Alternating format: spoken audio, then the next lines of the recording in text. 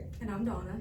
And we were going to come on here and talk about mental health awareness. So May is Mental Health Awareness Month, and we just thought it would be important to come on and kind of give some statistics and some information and resources and kind of talk about how we think that affects people that are in active addiction and what we see here at Clinic 5.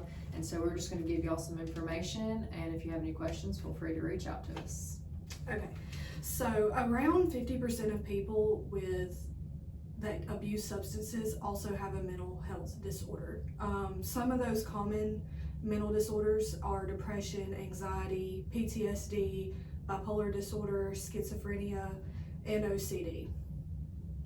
Yeah, like what would you say, like what percentage do you think of our patients probably also, other than addiction, suffer from mental health stuff? I would say like 75 or 80%, but I also think the other 20 to 25% probably have mental illnesses, they just aren't aware of them. Yeah, I think one of the biggest things is not only if maybe you're not aware that you have a mental health issue, because that is something that's prominent in our society, is a lot of people just don't know. They don't know that's what is going on. There's also a stigma behind it. So a lot of people, don't want to think something's wrong with them. They don't want to reach out to somebody. They don't want to think that they have an issue and then be judged for that. So I think a lot of, especially adults, like you're supposed to portray this role of, I'm okay, I'm fine. I don't want to ask for help because what if I get rejected? And I think that's a huge issue. I know since I've been working here, probably 90% of the people I've come in contact with at Clinic 5 that have been in active addiction have suffered from a mental health issue of some sort. A lot of the patients that we see, it's been like childhood trauma, or while they were in an active addiction, something really bad happened to them during that time.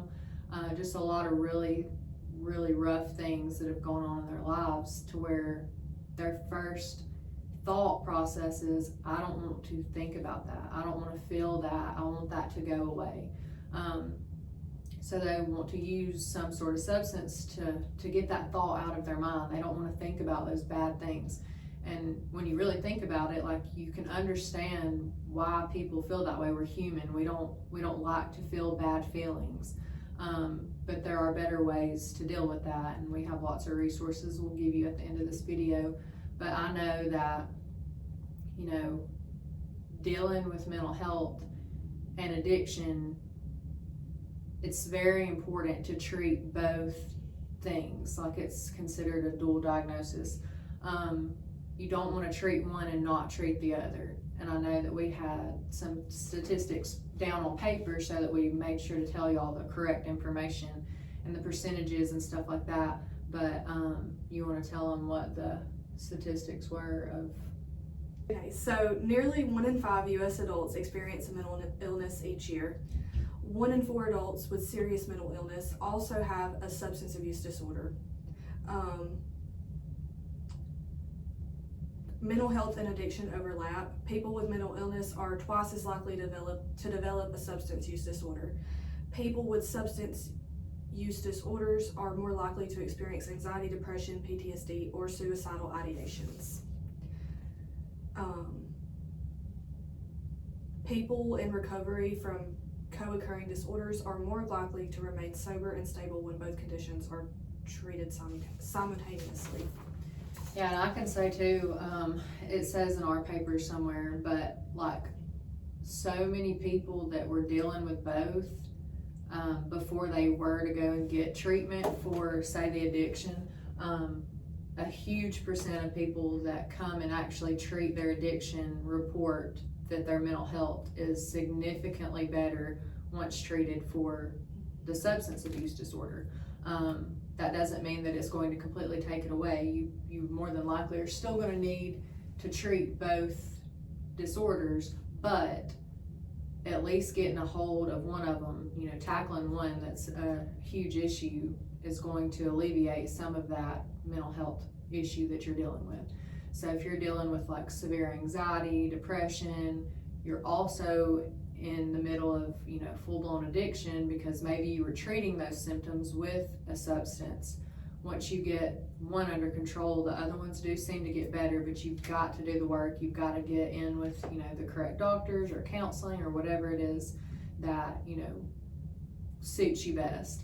I know we were talking earlier about one of the biggest things that people do is use substances if they have like depression and they just want to like go to sleep, or if they have PTSD and they just want to, you know, they may heavily drink to go to sleep to not deal with what's actually the problem. Or like if you're extremely shy and you have social anxiety and you're, you know, one of those people that just doesn't easily go and just be the center of attention and talk to people, you may use something to make you more outgoing, more friendly. Or if you're having a hard time cleaning your house and you're tired, you know, some people may say, well, let me just take this and it'll give me that energy, and it's all done the wrong way, even though there are things that could help with all of that stuff. You know, using substances is just self-medicating, and that's where the issue becomes, because it does cause such issues in the brain. Like it makes you, you know, create this dopamine that's not being created correctly. So then you think, well, in order to feel this, I need to take this. And then it just causes a vicious cycle, and then you become dependent, and then that's where the problems arise. I know I've heard people in the past, you know, say, well, if I drink, I'll be fun, I'll be a good time, you know, I'll loosen up, I'll be able to talk to people, I won't be nervous and stuff like that. And that's where a lot of it starts, and that's why I think a lot of it starts with younger people. And society normalizes that too. Yeah. And so like people who are in college or hang out with people college aged, drinking is really normalized in order to be able to have fun or let loose and not have that social anxiety. And that I feel like some of our patients, a majority of our patients, addiction started when they were younger, and it wasn't because of trauma or childhood abuse or anything like that. It was from hanging out with the wrong people or going peer pressure, yeah, during their early 20s, where it's just normalized to do those things, and people develop long-term addiction problems. And yeah, I know having a kid in high school, my daughter, she's a sophomore, and I mean, I hear stories all the time about, you know, kids her age doing drugs and drinking and all kind of stuff. And like, if you're offered that and you don't want to do that, then, you know, you're a square, you're not cool, you know, you're no fun, you know, loosen up, live a little and stuff like that. And a lot of kids feel the need to be accepted and want to be liked and want to be in that, you know, certain crowd, and will do things just purely out of, I want people to like me. And that's where some of it can start as well.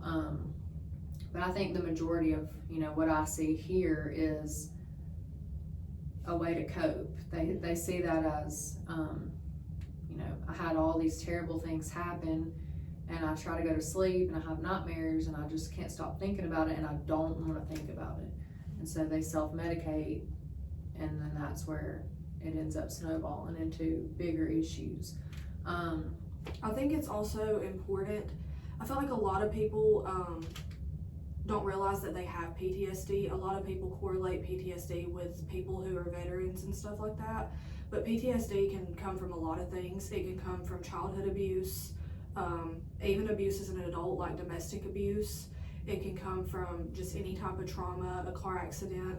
It can come from a lot of things. And so you don't have to go through something completely life-changing to have PTSD. A lot of things can trigger that. And I feel like PTSD is one of the bigger ones that people might not realize that they do have, because you think, or for me at least, I feel like a lot of people think you have to go through something really huge for you to have PTSD, but that's not true. And a lot of people do drink or take pills or whatever for PTSD. And I think any kind of trauma can cause PTSD, and that doesn't have to be just severe trauma. That can be anything that was traumatic to you as an individual. Like she said, if you had a car wreck and you know that was your first ever car wreck and it was a fender bender, it doesn't even have to be anything major, but it was traumatic for you, it was scary, it was, you know, not expected. Like that could be a traumatic event. You know, PTSD is post-traumatic stress disorder. So anything traumatic, it doesn't have to be, like she said, the biggest, most horrible thing. It can be anything that was traumatic to you individually, whether that be something big or something small. And PTSD is a huge thing that I hear working here and have heard working here for 9 years. A lot of people suffer from PTSD. Anxiety is also a big one. Yes. I thought we have a ton of patients with anxiety. I feel like anxiety is something that a lot of people deal with, whether they have addiction issues or not. And maybe at the beginning of having anxiety, you don't realize that's what it is. You don't realize that you're, you know, having anxiety. You think, I'm just overly worried, or I'm just stressed, or, you know, you don't associate that with that is what it could be, is anxiety disorder. I feel like having anxiety for people when they get very high strung and stressed, like they want something to calm them down, to make them not feel that feeling, which can also turn into somebody using a substance in order not to feel that because they've not been diagnosed. I feel like we see and hear a lot of that here as well. I feel like that's probably one of the biggest issues, depression. I know as far as addiction goes, depression is a huge thing because some of them may already have had depression, but a lot of times when people finally make the choice to get sober and get clean, they're rushed and flooded back with all of the things they did in active addiction, and they start to feel guilt, and they start to feel shame, and they start to feel all of these feelings that they haven't felt in so long and haven't had to think about, that it kind of sends them into a depression. And so, you know, that's something that needs to be treated. We've dealt with people here that have been, you know, suicidal, which is scary, and, you know, it's hard for them, it's hard for us, trying to get those resources out there. We just want, you know, everybody to be aware of what you can do, what's important. Don't think you can treat one thing and that's just going to fix everything. If you're somebody that has a dual diagnosis, treat them both. Like you can't treat one and not treat the other. It's very important because you want to feel better. You want to feel normal. You want to feel good. And in order to do that, you've got to, you know, you got to get a hold of what the problem is and what the problems are, what they could be, what they were. You've just got to really tune in, be self-aware, and if we give you the resources, just try it. Just, you know, call, reach out, see what kind of material they have that you could look over, see if they have some classes, some counseling, anything like that, because it's so important to know that you do matter, you are important, you're loved, you know, we want you here, and it's just something that is really important to us. And I feel like, you know, we want everyone to feel like their best self, and you can't do that if you don't take care of yourself.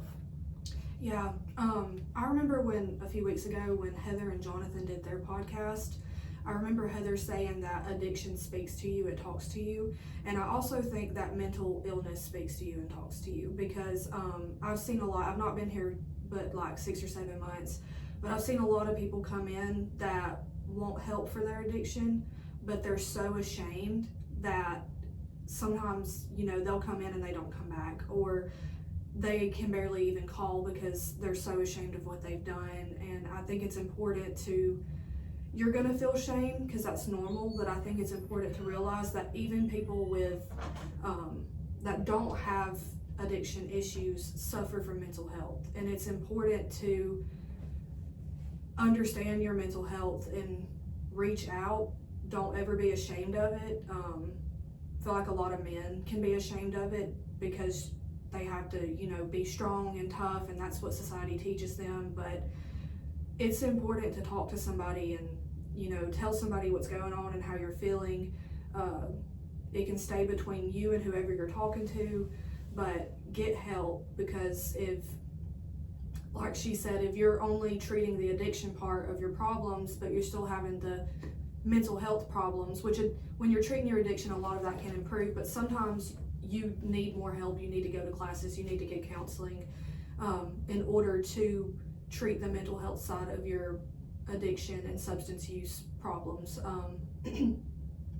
So just, it's really, really important. Don't ever feel ashamed. Don't ever come here and feel ashamed, because we're not judging you. I'm sure every single person here has, you know, anxiety, or has had depression, or went through something that was, you know, very hard on them and caused problems for the long run. I know I personally have. I know other people personally have. So we're not judging you in any way. Don't be ashamed with us. Talk to us. Heather and Jennifer, you see them one-on-one when you come in as a new patient. And I promise they're not in the room like if you tell them that you're suicidal and they're just like, oh my gosh, this person's suicidal. They really want to help you, and they really want to give you the resources, because that's what we're here for. We're here to help, not just with addiction, but we can give you resources that'll help you with your mental health as well. Yes, absolutely. So if you have any questions, or you know, need some resources, or you just need to call or come in and do a consultation, or just to find out some information, we're going to put up some information for y'all if y'all need it. And then if y'all have any questions, just give us a call at 256-952-2709. That's our number here at Clinic 5. And then we will be more than willing to give any information that we have in order to help somebody. So if y'all need anything, just let us know. Thank you.